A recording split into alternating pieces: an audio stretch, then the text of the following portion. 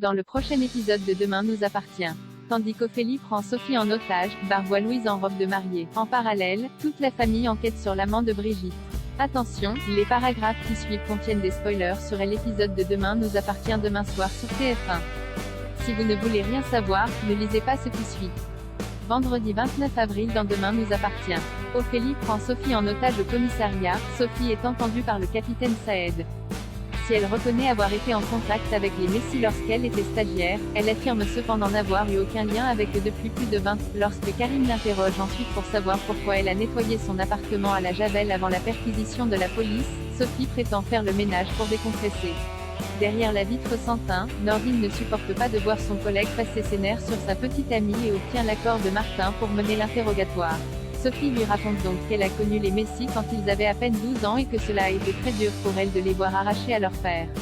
Tandis qu'il demande ce qu'il s'est passé lorsqu'Ophélie l'a recontacté quelques semaines plus tôt, Sophie indique que tout est remonté d'un coup. Elle est alors allée la voir en prison par curiosité. Un choc pour elle, la jeune femme qu'elle avait en face d'elle n'avait plus rien à voir avec la gamine qu'elle avait connue. C'était une étrangère dure, froide et agressive. Elle précise d'ailleurs les larmes aux yeux qu'Ophélie ne se souvenait même pas d'elle. Même si Nordine estime avoir obtenu ce qu'il fallait, Martin pense au contraire que son fils s'est fait balader. Selon lui, Sophie a raconté l'histoire qu'elle voulait que la police entende. Toutefois, Nordine n'est pas d'accord et accuse son père d'être aveuglé parce qu'il n'apprécie pas Sophie. Comme il n'a rien de concret contre elle, Martin est malgré tout dans l'obligation de la relâcher. Peu après, Nordine raccompagne Sophie chez elle mais celle-ci se montre particulièrement désagréable.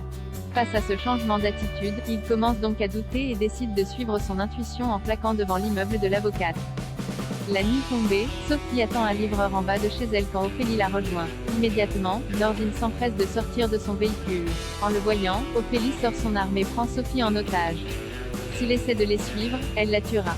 Barbe voit Louise en robe de mariée à l'hôpital. Barbe est au chevet de sa mère. Après tout ce qui vient de se passer, il envisage de décaler la date de son mariage avec Louise.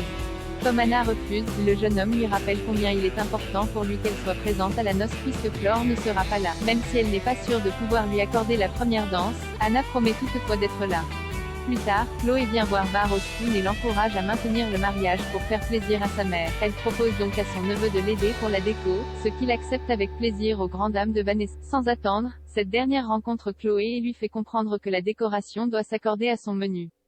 Dans la mesure où les futurs mariés sont débordés en ce moment, Vanessa enjoint Chloé à lui montrer ses idées avant de les soumettre à Barbe et Louise. Lorsque la mère de famille évoque son envie d'ajouter de la couleur, Vanessa lui reproche de vouloir tout changer à ce qu'elle a imaginé.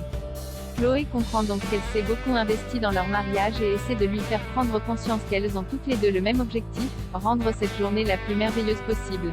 Par la suite, Chloé se rend à l'hôpital pour rendre visite à sa sœur.